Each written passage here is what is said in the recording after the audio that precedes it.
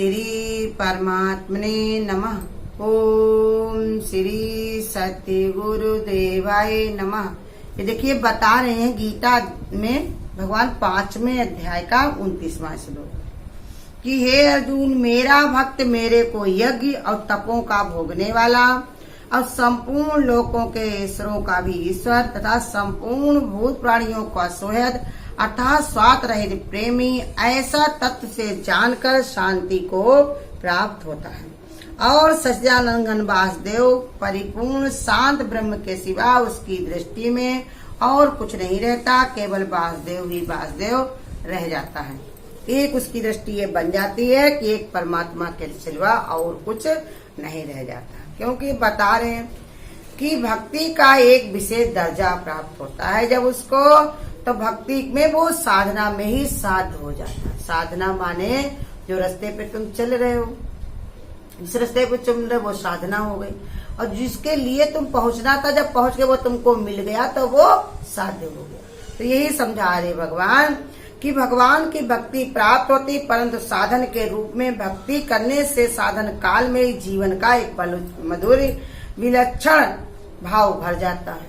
क्योंकि जब भक्त भगवान की तरफ जो चल देता है, जैसे सत्संग भजन है कि जब इंसान को इतना समझ नहीं होती कि इस तरह सत्संग में क्या सुनाया जाता, लेकिन उसको रस आने लगता है, तृप्ति आने लगती, शांति आने लगती, तो आके बैठता है भगवान की सानिध्य में। फिर भगवान उस पर कृपा भी कर देते हैं, क्योंकि उसको फिर महसूस होने लगता है कि भगवान मेरे अंग संग है, भगवान ही मेरा सारे करते हैं। इसलिए समझा रहे यही भक्ति का दर्जा है। भगवान अपने भक्त पर ऐसे कृपालु हैं कि वो न चाह कर भी अपना सब कुछ दे देते हैं, और भगवान के भक्त भी न कुछ आते हुए भी सब कुछ पा लेते हैं। उनके अंदर सब कुछ समझ आ जाती है, विचार आ जाता, भाव आ जाता है, भले को बता न पाए। बहुत सारे लोग देखो सत्संग में नहीं बता पाते, लेकिन समझ में तो उनको आता है ना। समझ में अगर ना आए तो फिर क्यों बैठे? वो समझ कौन उनको देता है? भगवान। किसी को बताने की देता, किसी को सुनने की देता, किसी को समझने की देती। जिसको जैसा काम होता वो उसको वैसा दे देते हैं। इसमें कोई बड़ा नहीं है, कोई छोटा नहीं है, कोई अच्छा नहीं, कोई बुरा नहीं।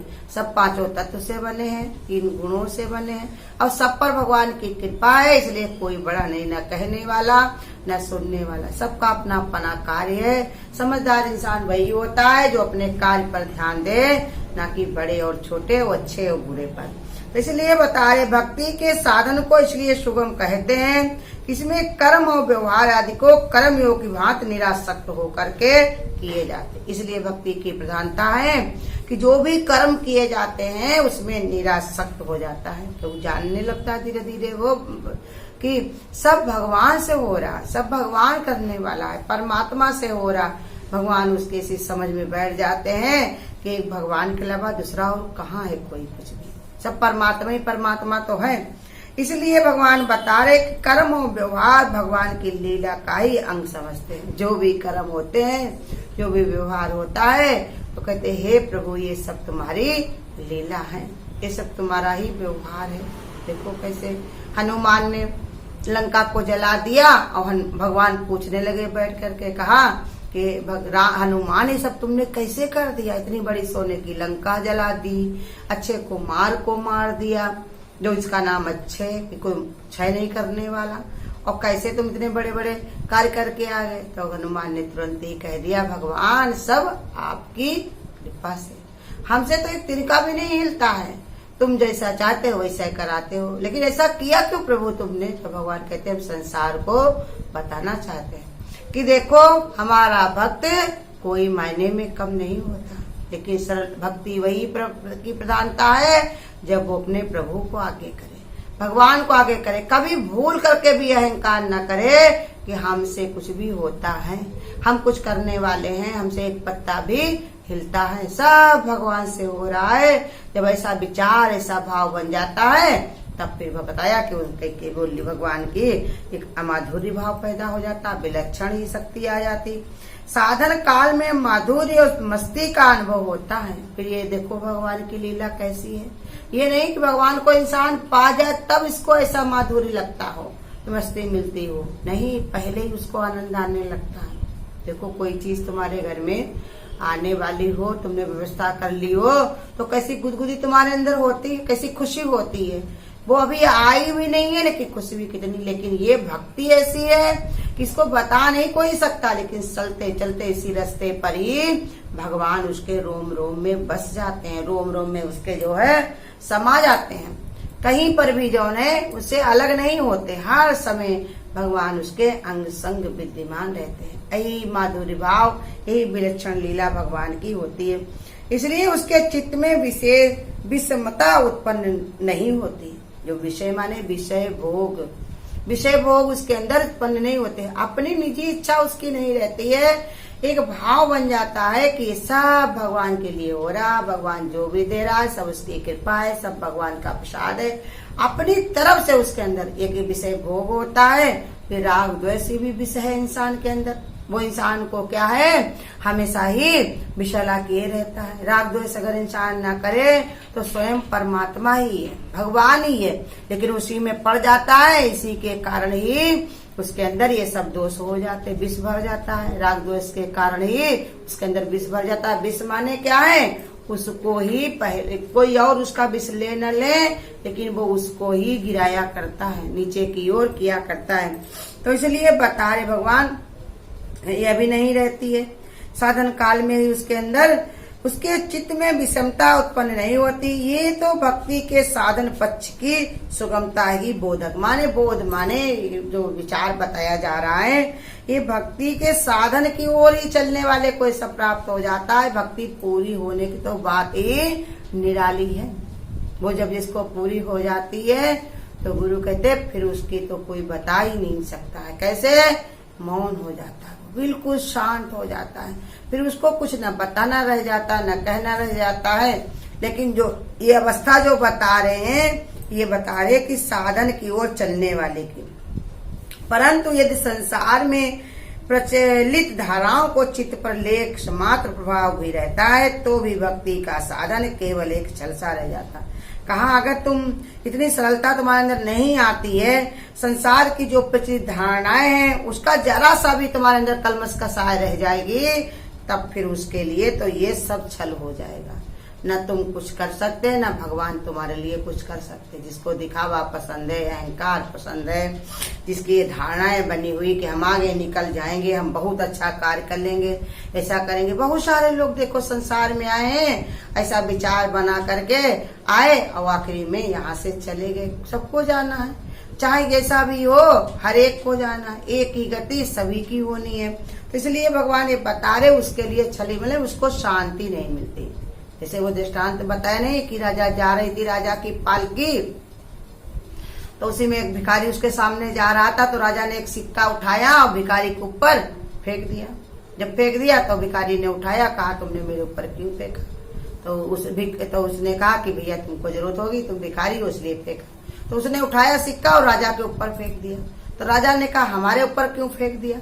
कहा हम तो भिखारी हैं, कोई बात नहीं, तब भी हम शांत हैं। अपने ये सिक्का मिल जाए या कुछ भी मिल जाए, अपना खा पी के बिल्कुल ही शांत हो जाते। लेकिन तुम्हारे अंदर शांति है कहीं? तुम तो आक्रमण को बैठे रहते हो, कहीं यहाँ ये देश मेरा, वो देश मेरा, उसके भी हम बन जाए राजा, उसके भी हम बन जाए राजा। तुमको शांति नहीं मिलती है, लेकिन हमें इसकी जरूरत नहीं, इसकी सख्त जरूरत तो तुमको है। ऐसे ही जिसके अंदर ये ईर्ष्या, द्वेष, आगे बढ़ने का विचार, किसी को परेशान करने का विचार, उसको ये पता नहीं है। इसी कारण बस भी ये संसार में कोई अंधा बनता है, कोई लूला बनता है, कोई लंगड़ा बनता है। संसार में उसको सब संसार में जो चीज नहीं मिल पा रही है, उसका एक ही कारण है, यही राग द्वेष जो भरा रहता है इंसान को। तो भगवान कहते आज तो हम दे दिया तुमको, लेकिन अब आगे तुम नहीं पाओगे ये मनुष्य का शरीर। अब आगे तुमको ये बुद्धि विचार नहीं मिलेगा, ऐसा योग नहीं मिलेगा, क्योंकि जो तुमको मिला तो उसका तुमने सदुपयोग नहीं किया। तो इसलिए भगवान कहते वो छलसा रह जाता है। भक्ति के साधक को अपने संपूर्ण अस्तित्व को एक विशेष मोड़ दे देना पड़ता है। जिसका भक्ति भगवान से जुड़ जाती है, परमात्मा से प्रीति हो जाती है, तो उसको परमात्मा की तरफ मोड़ दे देना होता, पूरे अस्तित्व को। माने उसका अपना कुछ बचता ही नहीं है, वो सब कुछ भगवान की ओर अपना न्यौछावर कर देता, भगवान को ओर वो मोड़ देता अपने को कि मेरे तो गिरधर गोपाल दूसरों न कोई। तो एक विचार बना लेता है, जिसने भगवान की इच्छा, भगवान की प्रीति हर समय क्रियाशील रहती, इसी में भगवान, यही विचार उसके अंदर बना रहता है कि भगवान की इच्छा है, भगवान का काम है, हमको भगवान लगाए हुए है, इस कार्य में भगवान चलाए हुए हैं, ऐसी भाव से वो क्रियाएं करता है, उसके अंदर उत्साह की कमी नहीं रहती। तो इसलिए बता रहे, कई प्रपंचों को हृदय में स्थान दे दिया तो बड़ी विषमता हो जाती। अगर किसी ने संसार के प्रपंचों को अगर जरा सी भी जगह दे दी, तब फिर उसके अंदर ये विशेषताएं नहीं आएंगी, क्योंकि ये विशेषता तो भगवान उसी को देता है जो भगवान की तरफ निश्चल मन से चलता है, जिसके अंदर छल कपट नहीं होता है, भगवान पर ही प्रीति करता है, संसार की तरफ उसको देखने का टाइम नहीं होता। सो अनन्य जाके असीमत नटरे हनुमंत, मैं सेवक सचराचर रूप स्वामी और भगवान। कहते जो मेरा अनन्य भक्त है, चाहे साधारण ही व्यक्ति हो, लेकिन अनन्य मेरा भक्त है, तो हम उसकी मति को हटने नहीं देते, अपनी भक्ति से हटने नहीं देते। और मैं सेवक सचराचर रूप स्वामी भगवान, कहा कि मैं उसका सेवक बन करके मैं उसको स्वामी मान लेता हूँ, उसी के कार्य में मैं रत रहता हूँ। ये प्रीति को भगवान अपने बता रहे कि जो भगवान का दास होता है उसका तो मन ऐसे होता, कैसे कि सिया राम में सब जग जानी, करऊं प्रणाम जोर जग जानी पानी। भगवान कहते हैं, भगवान की भक्ति की विशेषता होती है कि वो परमात्मा के अलावा और कुछ देखता नहीं है, तो भगवान उसको अपना ऐसा स्थान भी देते हैं कि साधारण जीवन में मन में कुछ व्यक्तियों को परिस्थितियों के विरुद्ध प्रतिकूल उद्भाव उत्पन्न हो जाता, जो भक्त दृष्टि के लिए बाधक है। करे कभी कभी इंसान अपनी परिस्थितियों में अपने रास्ते को मोड़ देता है, अपनी परिस्थितियों के आगे टूट जाता है, झुक जाता है, तो भगवान कहते हैं कि विरुद्ध हो जाता है, तो उसके लिए ये बाधक है, परेशानी बनेगी, क्योंकि वो क्यों रुका, ऐसा भाव उसके संसारिक क्यों आया। तो इसलिए बता रहे, उमा जी राम चरण रत विगत काम मद को कोध, निज प्रभु में देखें जगत कैसन करें विरोध। भगवान कहते हैं कि इनकी बुद्धि ऐसे बन जाती है कि हम भगवान इनमें कैसे देखे, तो ऐसे दुराचारी हैं, ऐसे कपट भरा है, इनके अंदर इतना छल भरा है, ऐसे विचार बना लेते। लेकिन भक्त की ये गति नहीं है। भक्त जो होता है वो काम मद लोभ से क्रोध से बिल्कुल रहित हो जाता है, और सारे संसार में एक भगवान के अलावा और कुछ नहीं देखता, किसी से उसका कोई विरोध नहीं होता, कोई से उसको कोई समस्या नहीं होती, कोई परेशानी नहीं होती। इस कठिनाई को अगर पार कर लिया जाए तो साधन अत्यंत सुगम हो जाता है, क्योंकि इसमें साध की साधना परम से ही प्राप्त होती। कहते अगर इस कठिनाई को प्राप्त कर ले, ऐसी बुद्धि बना ले, ऐसा जतन बना ले, किसी से उसका विरोध ना रहे, किसी पर भगवान ने कहा क्रोध ना रहे, कोई कामना ना रहे, तब फिर ये कठिनाई पार हो जाती है, और फिर उसके लिए साधन बड़ा ही सुगम हो जाता है। उसका भगवान बता रहे हैं कि जो ये भक्त द्वारा जो कुछ भी यज्ञ किया जाता है, कर्तव्य पालन में भक्त जो कुछ भी शारीरिक अथवा मानसिक कष्ट हर्ष पूर्वक सहन कर सकता है, उसका फल भगवान को अर्पण कर देता है। ऐसे प्रेमी भक्त के लिए भगवान सारे लोगों के अधिपति होते हुए भी उसके सामने सुहृद अर्थात स्वार्थ रहित दयालु प्रेमी के रूप में आते हैं। मदद करने के लिए भगवान अपना रूप बनाते। देखो किसी न किसी का कोई न कोई मित्र जरूर होता। हाँ, ये जरूर होता, जहाँ मेरा मन जुड़ेगा वो चीज हमको नहीं मिलेगी, लेकिन कहीं न कहीं भगवान हमको देगा जरूर। ये परमात्मा की बहुत बड़ी कृपा है। इसलिए भगवान कहते अपने सारे दोषों को मिटा करके हमारी शरण में आकर के परम शांति को प्राप्त।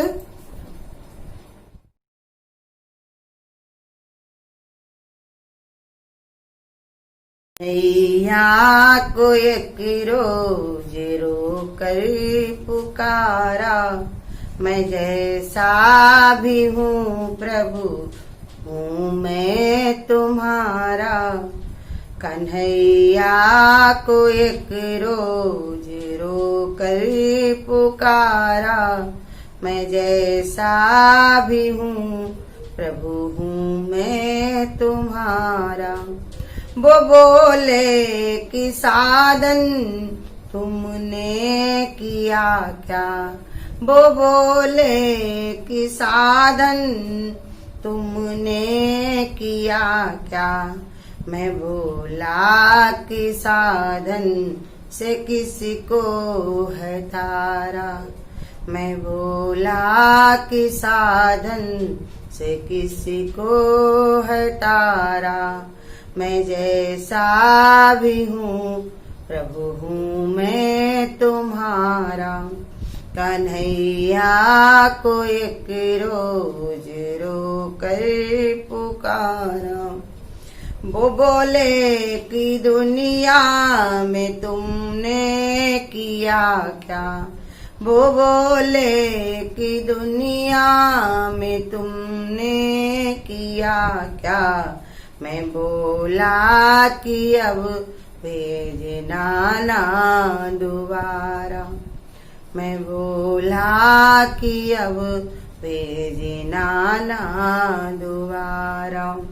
कन्हैया को एक रोज रो कर पुकारा, मैं जैसा भी हूँ प्रभु हूँ मैं तुम्हारा।